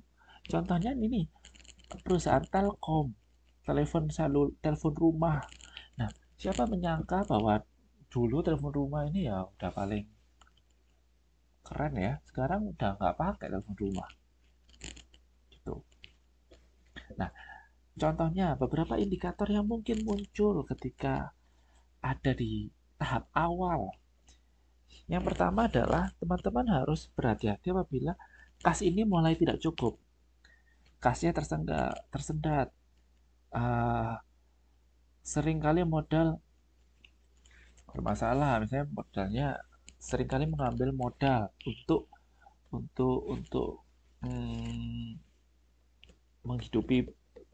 menghidupi bisnis.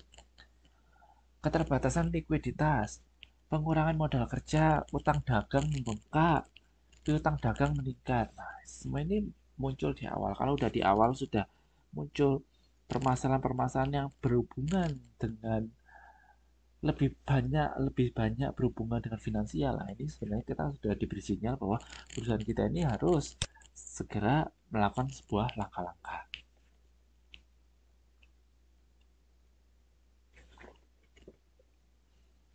Berikutnya, bagaimana sinyal yang muncul di pertengahan? Yang pertama adalah persediaan meningkat. Nah, jadi teman-teman ketika persediaan meningkat ini persediaan tahu ya, persediaan itu adalah ya barang yang ada di gudang. Persediaan meningkat ini sebagai indikator yang buruk. Kenapa? Karena apabila barang kita menumpuk di gudang, artinya apa? Artinya adalah marketing kita tidak berjalan dengan baik. Proses pemasaran kita tidak berjalan dengan baik. Berarti akan ada resiko bahwa barang yang ada di gudang ini akan mengalami kerusakan. Yang artinya kita rugi. Dan juga kita harus membawa sewa gudang, misalnya gudang apabila gudang ini kita menyewa. Nah, jadi ketika persediaan kita meningkat, bukan berarti kita ini senang, tetapi ya kita harus waspada loh, kok persediaan saya ini meningkat terus, gudangnya nggak cukup.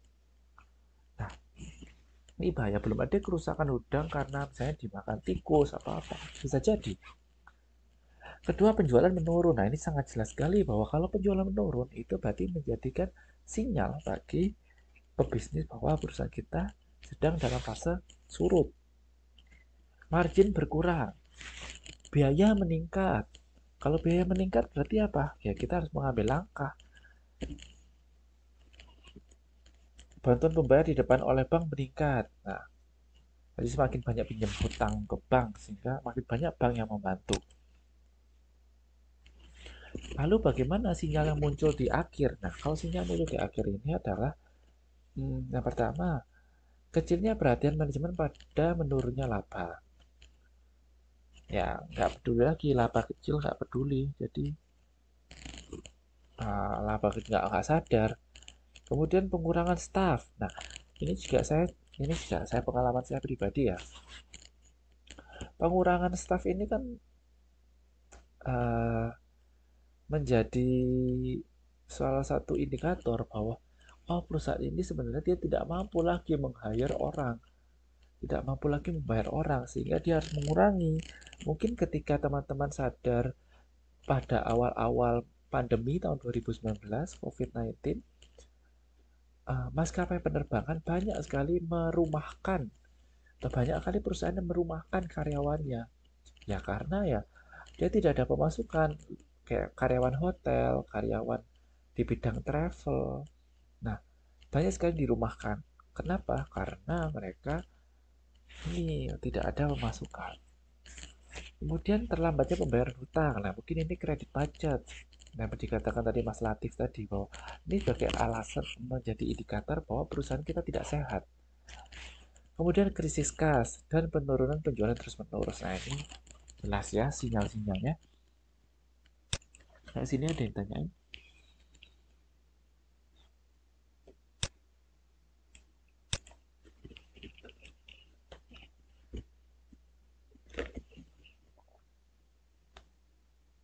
Nah, tadi kan saya dijelaskan bahwa apa sinyal di depan, pertengahan, dan di akhir. Nah, sebenarnya juga ada sinyal-sinyal yang muncul di setiap tahapan.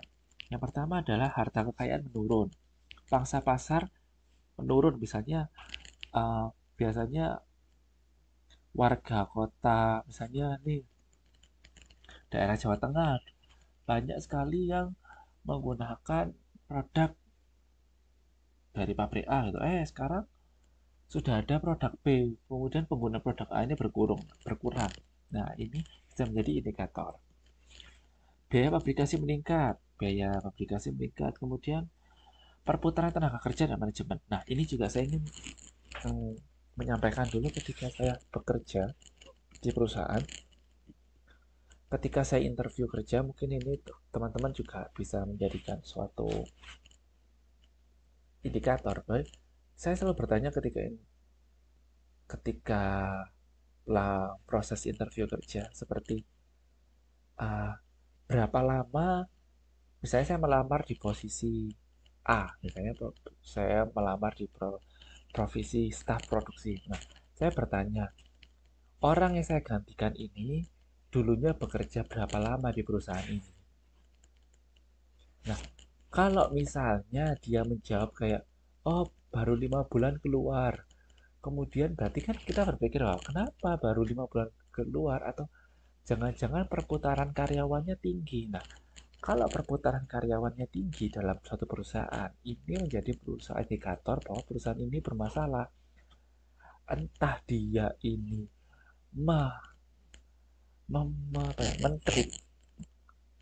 memperlakukan karyawannya dengan tidak baik, atau situasi kerjanya tidak baik. Nah, ini jadi indikator bahwa jadi ketika teman-teman nanti suatu saat bekerja di sebuah perusahaan dan interview, cari tahu perputaran karyawannya tinggi atau rendah. Kalau tinggi, nah siap-siap. Tuh. Kemudian berpindahnya penguasaan pangsa pasar kepada pesaing. Ini berarti kan kalah saing ya. Ini juga menjadi indikator bahwa bisnis kita sedang dalam fase surut.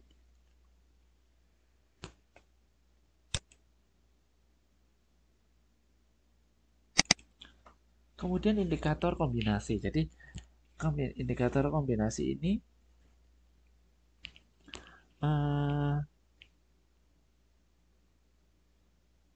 bisa jadi sinyalnya itu muncul dari tidak hanya dari dalam, tapi dari luar perusahaan. Jadi kombinasi dari dua ini. Misalnya vertikalisasi jenjang organisasi. Ini menurut saya juga indikator bahwa perusahaan ini bermasalah. Organisasinya terlalu banyak, ini kan agak susah ya. Dalam artian bahwa kalau struktur organisasi terlalu gemuk, menurut saya kesejahteraan karyawan pasti tidak bisa dipenuhi dengan baik, ya belum tentu, tapi menjadi salah satu indikator. Karyawan dengan lebih dari satu pimpinan ini juga menurut saya aneh sih kalau perusahaan punya pimpinan lebih dari satu. Kayak pasti kita sendiri juga ketika punya 2 bos kan bingung. Bos A minta seperti ini, bos B minta seperti itu. Kalau nggak diturutin nanti saya dipecat. Kalau nuruti yang A nanti yang B marah. Kalau nuruti yang B nanti A marah. Nah, seperti itu. Putusnya tarik rantai komando. Kemudian memasarkan produk yang salah dan memasarkan pada pasar yang salah. Nah, memasarkan produk yang salah ini fatal sih. Kayak harusnya karyawan minta produk A dibeli produk B, ini kan ya otomatis karyawan jadi tidak puas ya. Seperti itu. Nah, ini juga muncul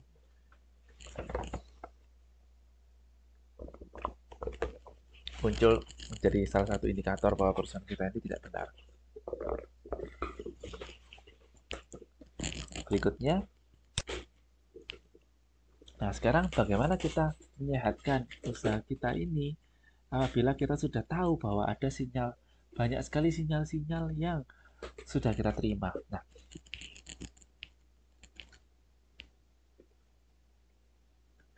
ketika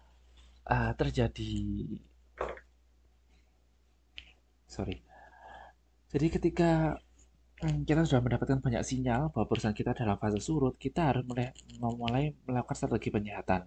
Strategi penyehatan yang pertama itu bisa disehatkan dari strateginya, penyehatan sistem strateginya, yaitu ya kita berusaha memenuhi kebutuhan konsumen. Jadi kita analisis kenapa perusahaan kita tidak bisa memenuhi permintaan konsumen. Yang kedua, penyehatan strategi ini diperlukan apabila perusahaan ini berada di luar misi yang semula digariskan. Jadi kayak visi misi yang minggu lalu kita coba buat ini, misinya ini udah melenceng jauh. Nah, kita harus berusaha untuk kembali yuk untuk kita menjalankan misi yang di awal. Nah, ini juga penyataan strategi ini diperlukan ketika perusahaan cenderung kehilangan posisi strategis di pasar. Nah, mungkin kita juga harus melakukan usaha penyihatan operasional. Nah, penyihatan operasional ini berusaha melakukan perubahan operasi perusahaan, akan tetapi hampir sama sekali tidak bersentuhan dengan mengubah strategi bisnis.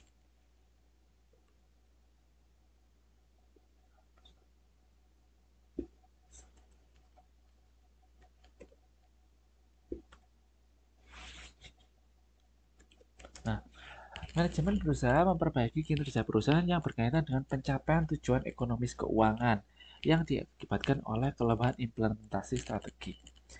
Cara yang biasa dilakukan antara lain, nah, yang pertama, manajemen berusaha meningkatkan penghasilan diperoleh dengan berbagai teknik, misalnya pemotongan harga, peningkatan promosi, penambahan dan perbaikan pelayanan konsumen, memperbaiki saluran distribusi. Jadi banyak sekali cara yang biasa dipakai, misalnya pemotongan harga ini diskon, kemudian promosi, kemudian penambahan layanan konsumen, kayak gitu-gitu. Memperbaiki saluran distribusi ini juga bisa usaha penyihatan. Jadi banyak sekali cara yang kita lakukan untuk menyehatkan di bidang operasional. Atau mungkin kita bisa pemotongan biaya tadi ya. Tadi kan pemotongan harga. Pemotongan harga berbeda dengan pemotongan biaya. Kalau pemotongan biaya, kita menekan semua biaya produksi. Nah, biaya yang tidak memiliki keterkaitan langsung dengan operasional, misalnya biaya administrasi, pemasaran, penelitian, pengembangan, itu kita kompres, kita tekan. Sehingga kita bisa memiliki banyak modal untuk memperbaiki operasional kita.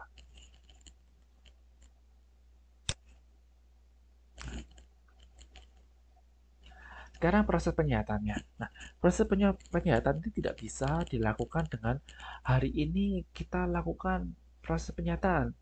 3 minggu lagi perusahaan kita akan kembali normal. Nah, tidak seperti itu. Nah, proses penyihatan ini ada prosesnya. Yang pertama adalah perusahaan kita harus melakukan evaluasi menyeluruh, yaitu evaluasi menyeluruh ini tidak hanya dalam lini produksi, tapi semua lini, mulai dari pemasaran, produksi, finansial, mungkin juga teknis. Nah, dan proses untuk menganalisis ini tidak sebentar, tapi kira-kira juga dibutuhkan waktu satu minggu sampai 3 bulan, tergantung dari besarnya usaha. Di sini, manajemen berusaha mengetahui sejauh mana kemungkinan perusahaan akan bangkrut dan menentukan berapa lama waktu tersisa sebelum keputusan keluar dari pasar.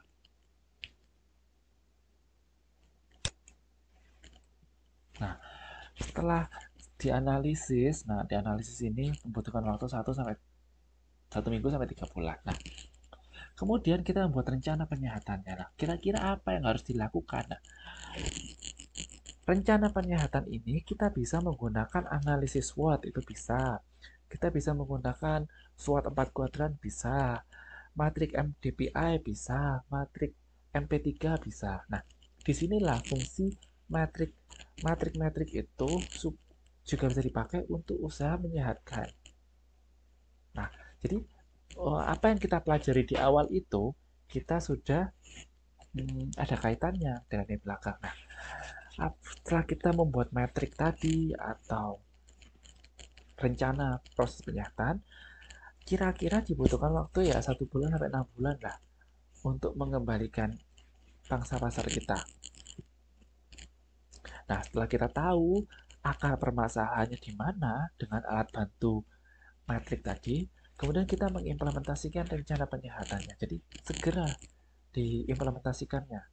Nah, mengimplementasikannya kita bisa membagi tugas, misalnya, kamu manajer produksi, kamu kerjain ini, nanti manajer keuangan kamu lakukan perbaikan ini, teknis pemasaran kamu lakukan ini. Nah, mengimplementasikannya ini yang paling lama. Nah, ini membutuhkan waktu 6 sampai 12 bulan, bahkan 1 tahun untuk mengimplementasikan rencana. Nah, setelah rencana itu dilakukan, mungkin ada hambatan, tidak ada hambatan, kita stabilisasi. Nah, stabilisasi ini lebih ke review. Kita review berjalan dengan baik gak? Nah, ini ya kita review dengan jangka waktu yang sama, yaitu 6 sampai 12 bulan. Kemudian penyiapan ke arah pertumbuhan bisnis, yaitu apabila semua perencanaan dapat berjalan dengan baik, maka kita akan mendapat menyiapkan perusahaan kita kembali dalam kurun waktu 1 sampai 2 tahun. Nah, itu jadi untuk menyehatkan sebuah bisnis ini tidak dalam hitungan bulan, tapi juga dalam hitungan tahun ya.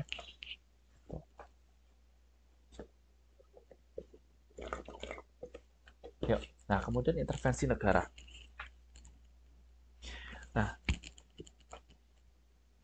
ketika perusahaan, terutama perusahaan-perusahaan BUMN itu atau perusahaan-perusahaan yang sudah terdaftar di badan milik pemerintah, maka negara juga akan turut campur tangan. Nah, apabila intervensi ini terlebih dilakukan apabila perusahaan ini disebabkan memberikan terjadi secara serempak, mendadak, masif, sehingga banyak perusahaan yang kolab. Mungkin teman-teman di sini pernah ada yang mengingat krisis moneter tahun 1998 sampai 1900 sampai tahun 2000-an. Nah, pada waktu itu nilai tukar mata uang Indonesia terhadap dolar sangat tinggi, mencapai puluhan ribu. Nah, akibatnya apa? Ketika nilai tukar rupiah ini lemah, ya banyak pebisnis yang mengalami gulung tikar karena mungkin pemasoknya atau bahan bakunya itu dari luar negeri. Nah, pada waktu itu banyak sekali perusahaan yang tutup atau gulung tikar. Di sini peran negara sangat membantu. Maka pada waktu itu ya negara berusaha meminta bantuan ke Bank Dunia dengan misalnya meminjam sejumlah uang nantinya harus dibayarkan. Tidak lagi ada subsidi. Jadi negara akan membantu ketika terjadi proses yang terjadi secara serempak dan masif.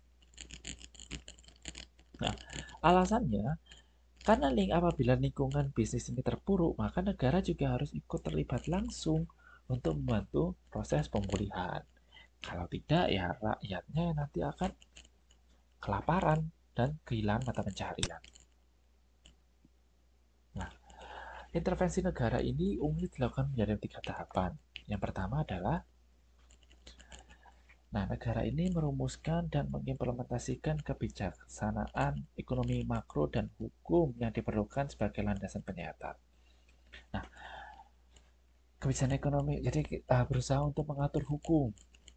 Nah, mungkin ya intervensinya ini yang kita tahu di pasal nomor berapa itu ya, usaha yang berhubungan dengan mengatur hajat hidup orang banyak, maka itu harus dikuasai oleh negara. Nah, ini adalah salah satu cara negara untuk mengintervensi.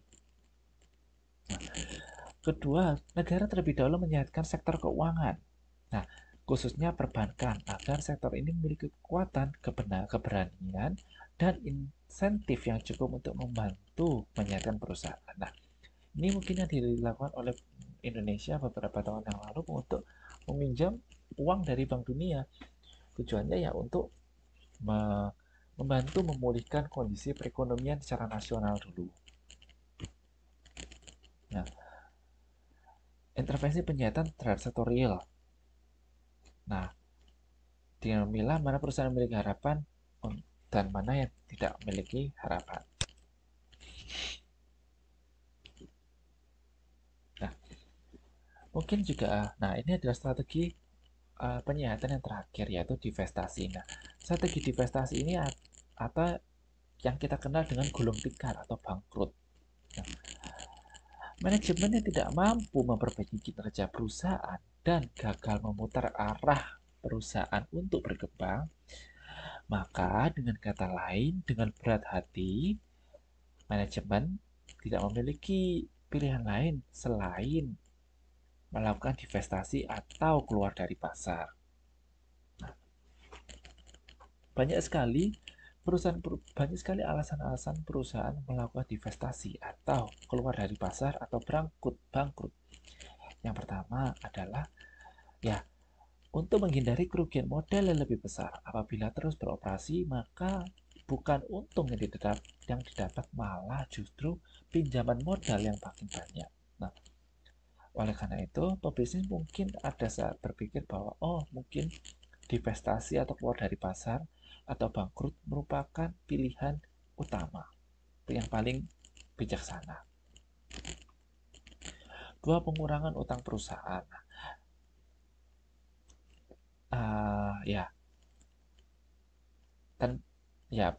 Kalau misalnya untuk terlalu banyak hutang, maka ya bagaimana kita membayar? Ya otomatis perusahaan dijual atau ya keluar dari pasar. Mungkin ini caranya untuk membayar hutang. Mengurangi biaya operasi akibat kesalahan pemilihan lokasi perusahaan. Nah, ini juga mungkin ya udah, karena udah salah memilih lokasi perusahaan, ya lebih baik ditutup saja, kemudian ganti lokasi lain dengan bisnis yang baru. Tawaran peluang bisnis lebih atraktif dan regulasi pemerintah. Nah, regulasi pemerintah ini paling umum, misalnya jelas pemerintah Indonesia melarang atau membatasi minuman beralkohol, perusahaan yang bergerak di minuman beralkohol. Nah, ini kan ya nggak boleh di Indonesia. Kemudian ya yang perusahaan-perusahaan yang ilegal di Indonesia atau perusahaan yang BUMN itu kan dibatasi oleh pemerintah. BUMN yang menguasai hajat hidup orang banyak tidak boleh ini beroperasi.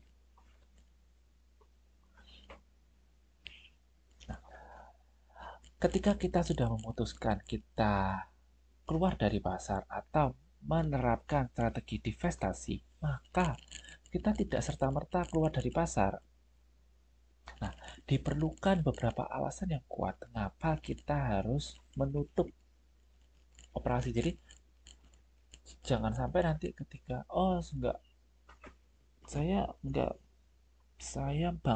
menutup perusahaan karena alasan yang tidak jelas, kayak alasan saya bosen, saya ya iseng aja saya menutup ini, atau tidak percaya diri. Nah, tidak seperti itu. Nah, ketika kita sudah sebelum kita melakukan keputusan memutuskan untuk divestasi atau keluar dari pasar, maka kita harus cukup memiliki alasan. Alasan yang pertama adalah halangan keluar pasar bersifat ekonomis. Jadi barang modal aktiva tidak memiliki kegunaan yang berarti bagi pihak lain. Yang ditimbulkan karena harus memutuskan hubungan bisnis dengan pemasok atau adanya regulasi pemerintah yang melarang keluar dari pasar. Nah, jadi ketika ada karena kita masih memiliki kontrak dengan pihak lain, ya kita jangan tiba-tiba berhenti, gitu kan, namanya menyalahi kontrak. Malah bukannya menyelesaikan satu masalah, malah timbul masalah lain. Nah, atau mungkin pemerintah mengharuskan untuk terus beroperasi, ya jangan sampai tidak beroperasi, nantinya malah ditangkap oleh polisi, seperti itu.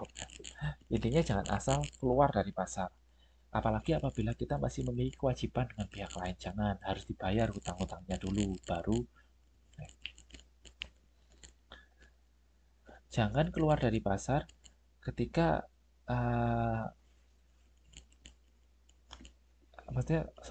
jadi halangan psikologis. Misalnya kadang orang ini tidak mau untuk bangkrut karena ya dia enggan untuk mengakui kegagalan. Kalau misalnya bangkrut kan, wah berarti saya gagal. Banyak orang yang harga dirinya terlalu tinggi sehingga mereka berusaha sekuat tenaga untuk tetap hidup. Nah, atau mungkin Mungkin ini ada tahu ya, misalnya papa mam atau bapak ibunya sudah memiliki usaha yang sudah dirintis dari berpuluh-puluh tahun yang lalu. Nah, kemudian ketika anaknya banyak yang tidak mau untuk meneruskan bisnis itu, otomatis kan harus ditutup.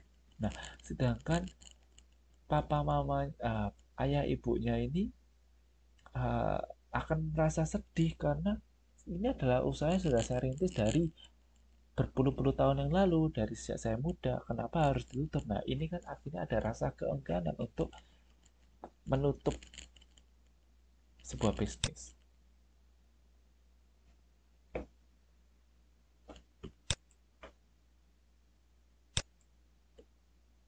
Nah,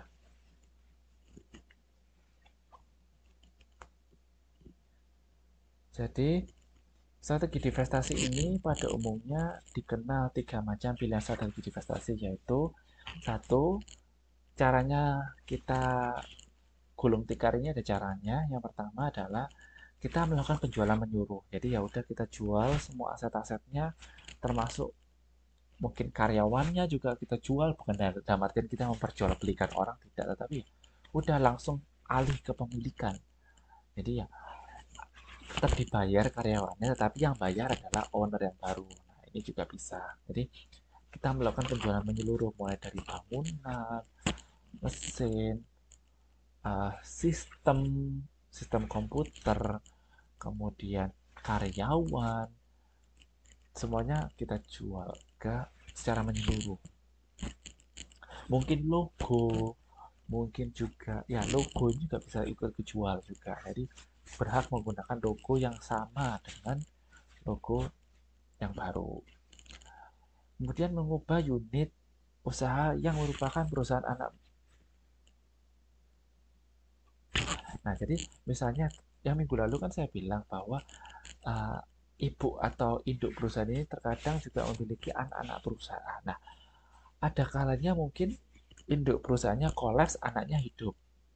Nah, dengan daripada menutup semuanya, mending kita mengubah unit usaha induknya ini menjadi satu entitas perusahaan baru yang independen, terpisah dari perusahaan induk. Jadi mungkin ya udah, intinya pecah kongsi, pecah bisnis sendiri. Jadi anak perusahaannya ini sudah tidak lagi masuk ke dalam grupnya induk perusahaan. Jadi kayak anak dibuang gitu loh. Jadi gitu. Jadi ini juga bisa. Likuiditas. Nah, likuiditas ini juga bisa dilakukan sebagai usaha satu strategi divestasi. Nah, likuiditas ini kita menjual harta kekayaan perusahaan baik yang berwujud maupun tidak berwujud secara individual.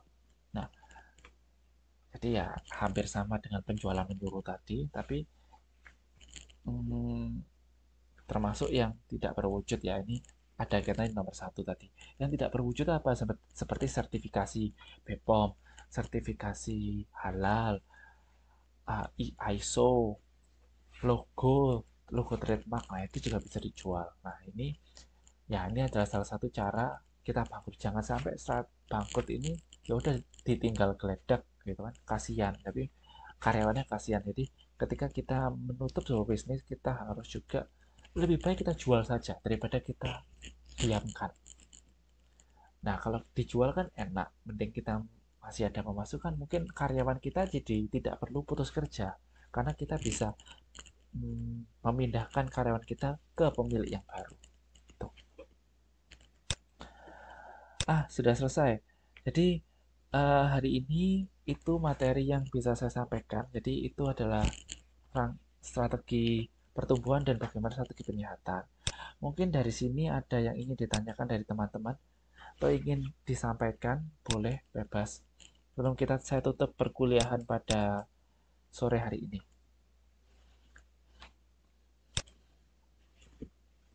Acara sesi fotonya kapan, Pak?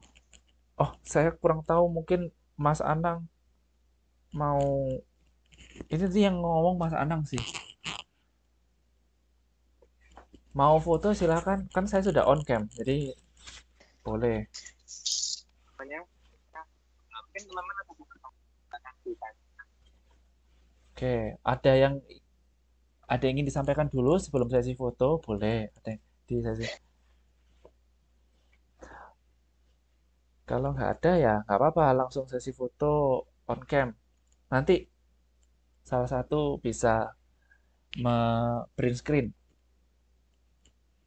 Silakan, Mas Anang mau memberi apa-apa temannya untuk on cam.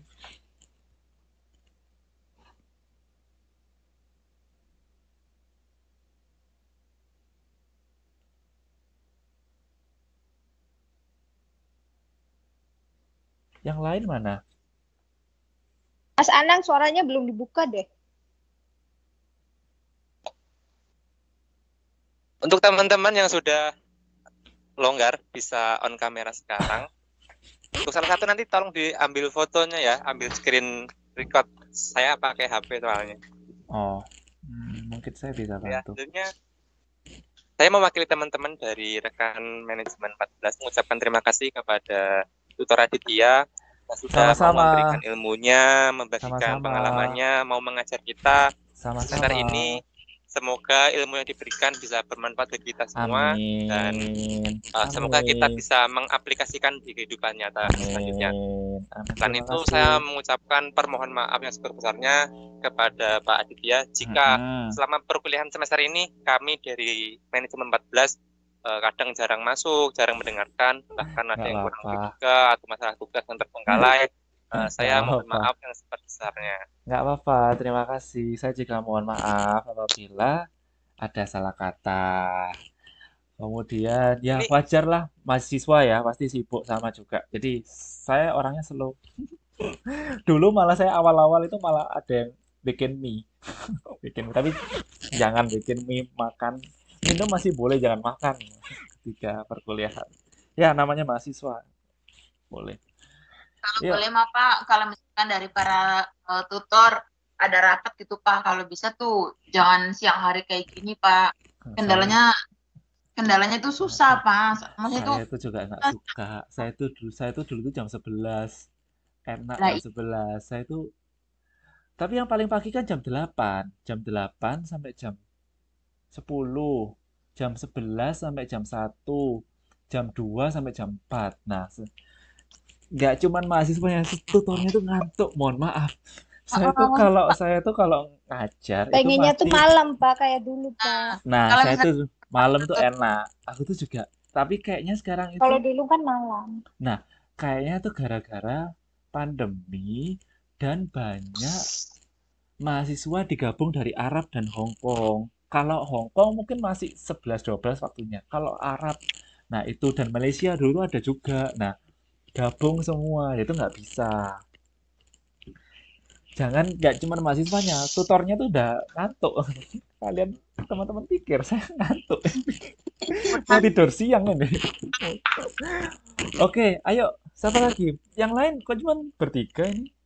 Yang lain mana? Ayo tunjukkan. Ya. Bu Ani tolong di record ya, diambil screenshotnya ya.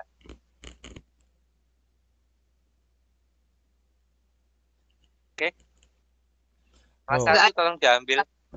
Ini saya ada aku. Udah siap belum? Aku belum. Yang lain yang mana? Udah. Lain. Ini ya, Mbak Siti ini mukanya cuman separuh ini loh, cuman kelihatan dahinya. Soalnya kan pakai laptop saya, jadi kelihatan dahinya doang. Loh, nggak kelihatan loh Mbak Siti ini. Agak dibawahin Kak, kamu kameranya Kak. Agak dibawahin Kak. Yang lain nggak ada ini. Aja nggak apa-apa itu. Nah ini, yang lain nggak ada. Kecu tangannya kecu. Yang lain nggak ada. Ya, teman-teman yang bisa on kamera silakan on kamera ya. Oke. Salah satu tolong ambil record. Ada. Oke. 1, 2, 3. Hitung 1, 2, 3. Oke. Ada lagi? Ya. Masih lagi Pak. Masih lagi. Ada lagi nggak yang mau ini? Kita lihat yang lain ya. Bentar, tak copy dulu. Ini berapa orang sih? 1, 2, 3, 4, 5 ya? Tempat tahu yang kelihatan jauh. 19 lainnya mana? Bentar, ini tak copy. Masih bersemedi, Pak. Masih kerja ya? Aduh. Saya baru inilah tampak mahasiswa virtualnya. Kalau tutornya biasanya on cam kan? Tutornya on cam semua. Hari ini mata kuliah apa? Selama 7 minggu nggak pernah ngeliat mukanya kan, Pak? Oh iya benar. Iya sih. Ya namanya itu sih mahasiswa ya. Heran kenapa sih nggak pernah lihat. Lagi. Oh, udah dah, ya udah. Nggak konsentrasi, Pak. Tutor lainnya juga on cam juga. Harus kayaknya. Tutornya on cam, harus on cam kayaknya. Iya, harus on cam. Kalau tutor on cam. Iya, mahasiswanya nih yang malas-malas nih. Ya udah nggak apa-apa. Udah belum? Udah dah. Oke, 1, 2, 3. Oke. Terima kasih semuanya. Sampai jumpa di lain kesempatan. Thank you, Pak Aditya. Iya, sama-sama. Sampai jumpa di lain kesempatan ya. Mohon maaf kalau ada salah-salah kata. Sampai jumpa. Oke, saya tutup perkuliahannya. Terima kasih. Bye-bye. Bye-bye. Bye-bye. Bye.